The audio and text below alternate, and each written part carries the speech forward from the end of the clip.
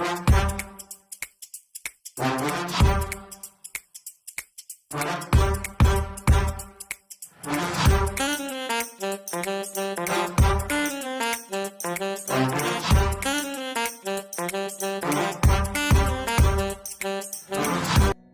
kembali lagi bersama Mang Daeng, ngopi ngobrol inspirasi. Kali ini Mang Daeng ditemani oleh pegiat budaya di Ciamis nih. Selamat datang buat Mang Riki. Mang Riki.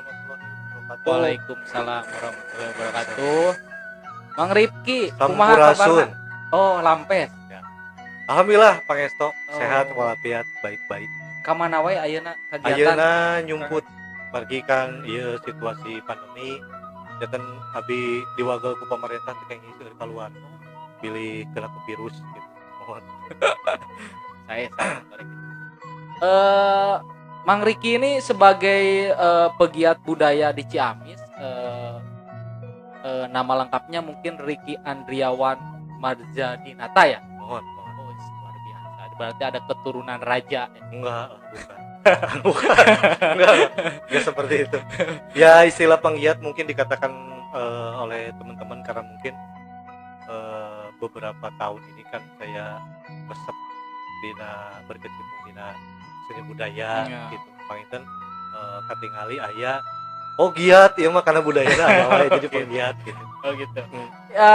Ngopi ngobrol penuh inspirasi ini bertemakan dengan eksistensi budaya di era pandemi COVID-19 ya, Mang Riki.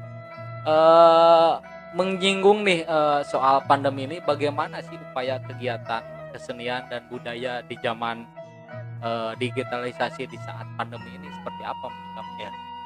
Tentunya untuk di Tatargaluh Ciamis sendiri ya mungkin boleh dikatakan sangat dirugikan dengan adanya situasi pandemi COVID-19 ini, di mana banyak beberapa kegiatan seni budaya yang rutin mungkin tidak berjalan dengan maksimal seperti biasanya karena tadi hambatan tadi ada social distancing dan lain sebagainya.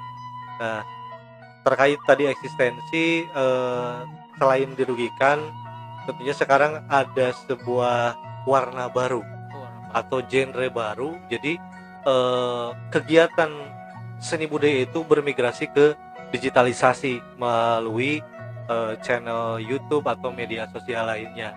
Dan ini merupakan walaupun masih baru, tapi ini merupakan salah satu tarekah atau salah satu ikhtiar dari teman-teman atau para praktisi atau para pelaku atau komunitas-komunitas atau paguyuban yang eksistensi di bidang seni dan budaya mempertahankan jati dirinya atau mempertahankan eksistensinya menjadi migrasi ke digitalisasi. Ya. Bukan beralih genre dangdut berarti ya? Bukan. Bahaya. Ya. Tapi Sunda mah masih kan? Sudah masih. Siap. Sejauh apa nih normal baru yang diterapkan oleh budayawan ataupun seniman sejauh ini di era pandemi ini? Seperti apa sih menerapkan new normal ini? Tentunya kalau menerapkan di era new normal ini kita tetap sesuai dengan anjuran dari pemerintah, jaga jarak, menggunakan masker dan lain sebagainya lah.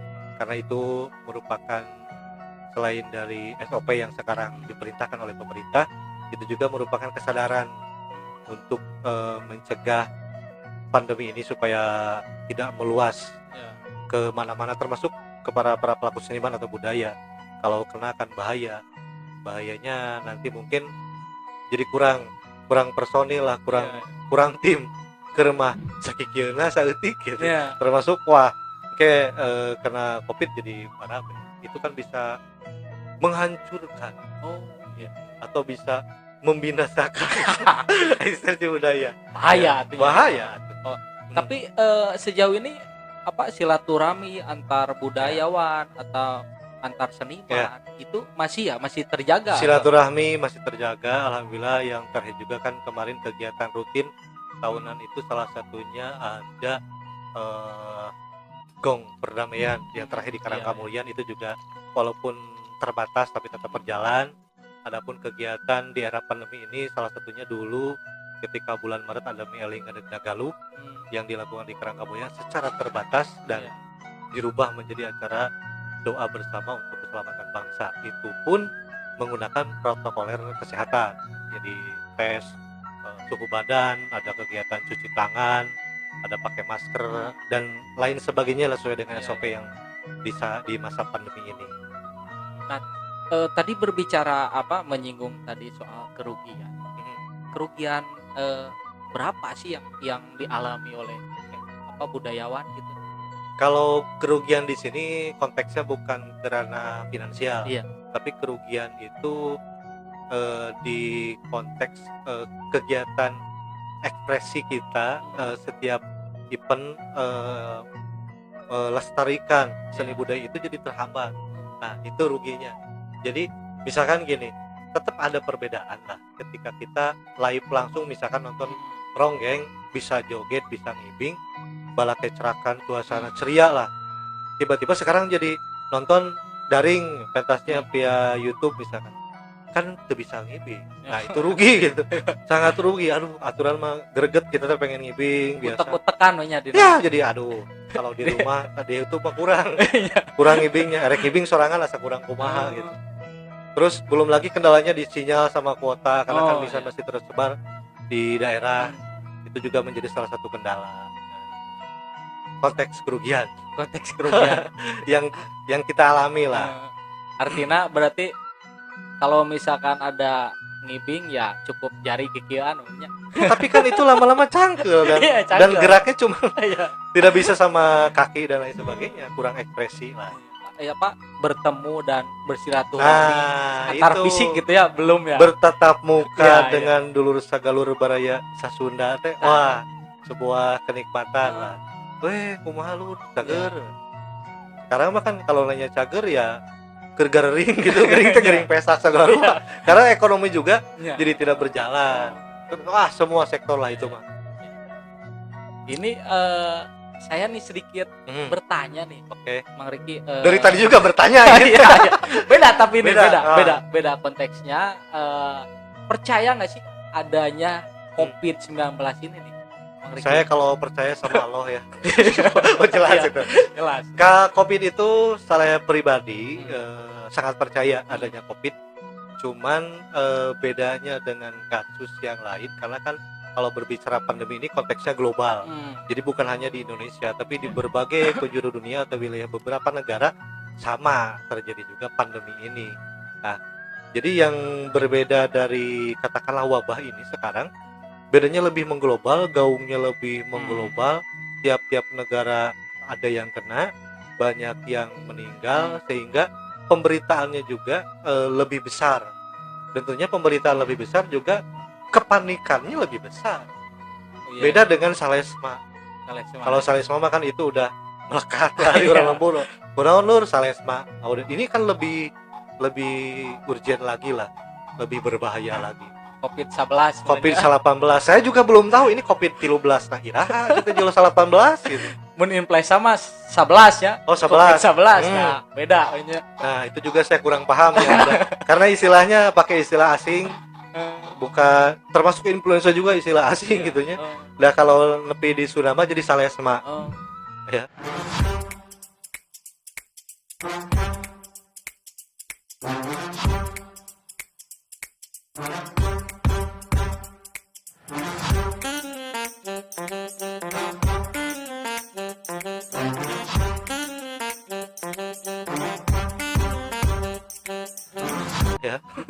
Nah ini Mang dulu kan budaya orang tua kita, budaya kerajaan kita yang dulu lah istilahnya istilah kata buhun ya. Buhun eta teh pernah tuh sih zaman baheula menerapkan protokol sekarang yang protokol kesehatan sekarang yang saat ini digaungi oleh pemerintah gitu, seperti cuci tangan, terus pakai masker gitu. Sejauh ini pernah nggak sih dengar cerita gitu selaku budaya gitu, gimana nih tanggapannya? Kalau saya kan generasi milenial gitu ya. Jadi kalau berbicara kerajaan, wah walau alam bisawab, Ya. tapi banyak Ya. data secara tulisan ataupun secara tulisan seperti kalau budaya cuci tangan itu mungkin Mang Adeng juga pernah lihat di film-film kolosal Oh, Brahma Kumbara atau lain sebagainya. Di tiap rumah itu ada kendi di depan. Iya benar. Nah, kendi itu diisi air dan fungsinya memang disediakan untuk umum.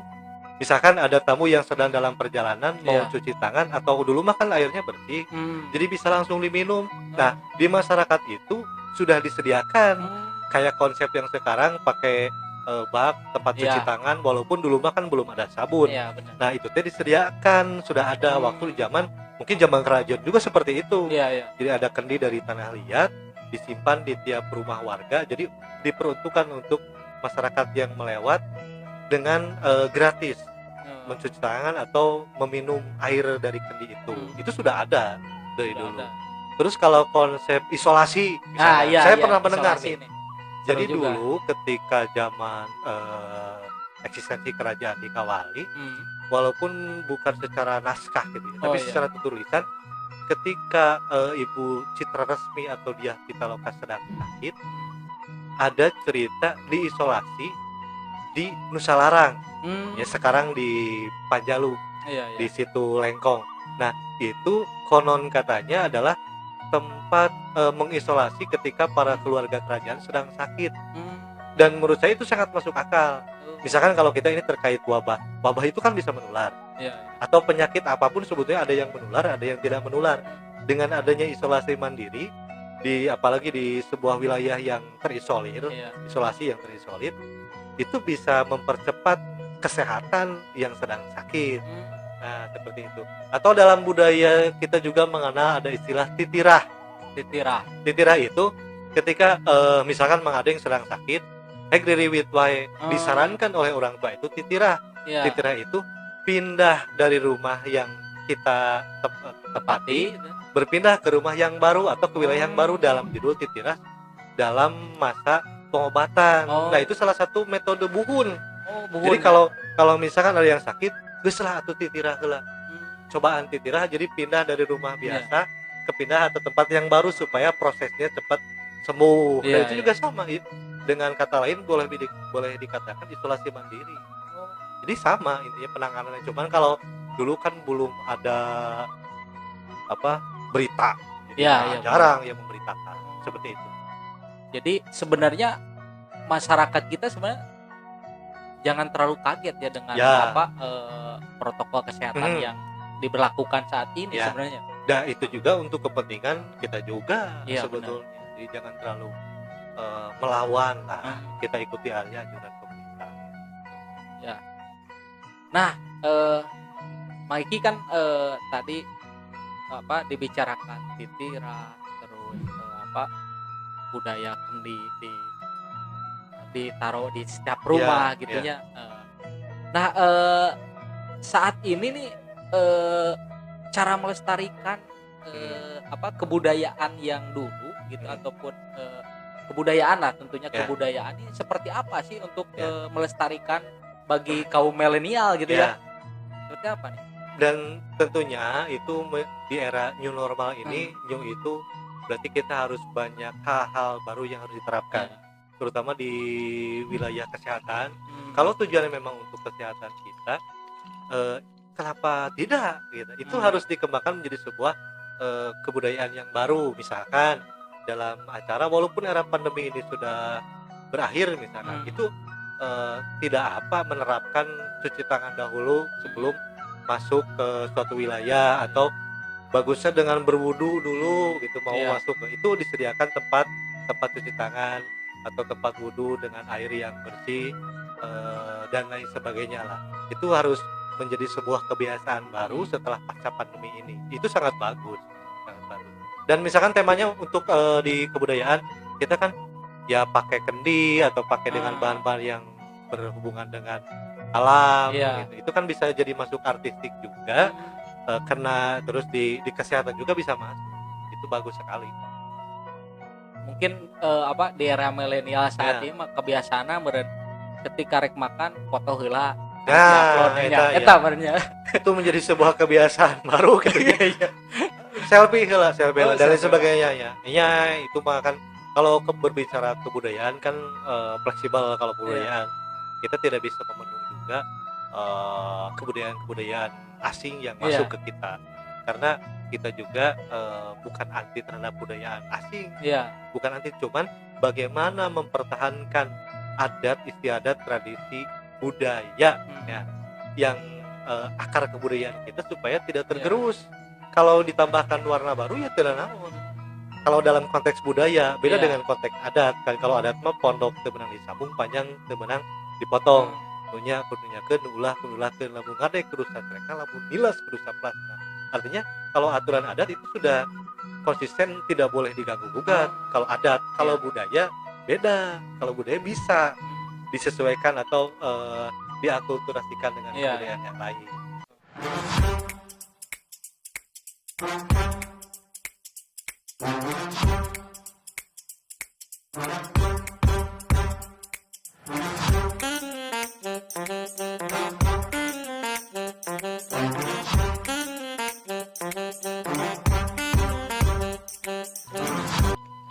Jadi pernah dulu saya masih kecil. Oh, pernah kecil berarti. Kecil. Pernah lahir. Pas bersin. Ya. Pas bersin. Ulah ulin maghrib saya sahareupna. Pamali. Si aya sanikala pamali. Nah, ayeuna mah saya meureun Kang nya kitu teh mangnya.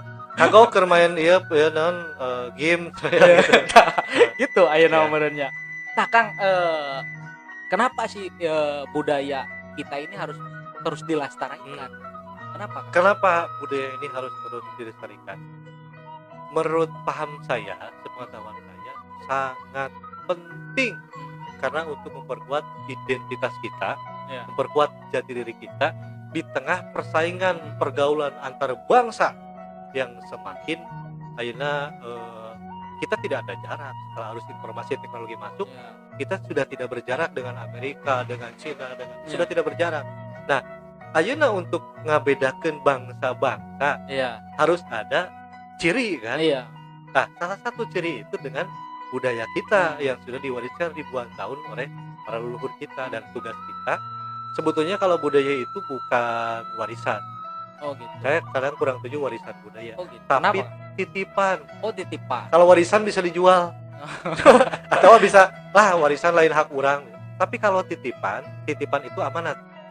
Amanat, kalau berbicara titipan, amanat kita berkewajiban untuk menjaganya dan melestarikannya dan mempertahankannya, juga mengembangkannya supaya tetap lestari. Seru berbincangan dengan Mang Riki ini. Jadi budaya itu bukan hanya diwariskan, tapi dititipkan dan dilestarikan. Ya harus itu, karena itu jadi tanda bangsa kita sebagai warga Indonesia ya. Nah, satu lagi nih Mang Riki, kalau mungkin saat ini saat pandemi itu bisa lah dengan protokol kesehatan, tapi pasca pandemi ini bangkit secara ekonomi ataupun secara budaya lah, budaya ini seperti apa sih? Ya tentunya jadi banyak sektor yang hancur, yang terpuruk. Tentunya kita juga harus melek informasi, juga melek perkembangan selanjutnya pasca pandemi ini, karena benar-benar kita direstart, semuanya direstart. Jadi banyak hal-hal yang lama sudah tidak bisa digunakan lagi, terutama di sektor ekonomi. Karena kita juga berbicara budaya, ini tidak akan lepas dari berbicara ekonomi juga. Karena kegiatan berbudaya tidak akan berjalan kalau tidak ditunjang dengan sektor ekonomi yang mumpuni. Nah, jadi balik lagi tadi, di era digital ini bukan hanya budaya yang harus mengalami pengembangan atau updating, tapi juga ekonomi. Sektor ekonomi sekarang berbisnis semua berbasis digital. Ya kegiatan-kegiatan manual mungkin kalau tetap dipertahankan bakal ketinggalan. Misalnya sekarang kan trennya itu jual beli online. Sekarang semua jual beli online. Timiti jual sayuran gitu sekarang sudah online, dan para pelaku juga sekarang harus, pelaku budaya itu harus juga ngigelan zaman dalam konteks online itu. Karena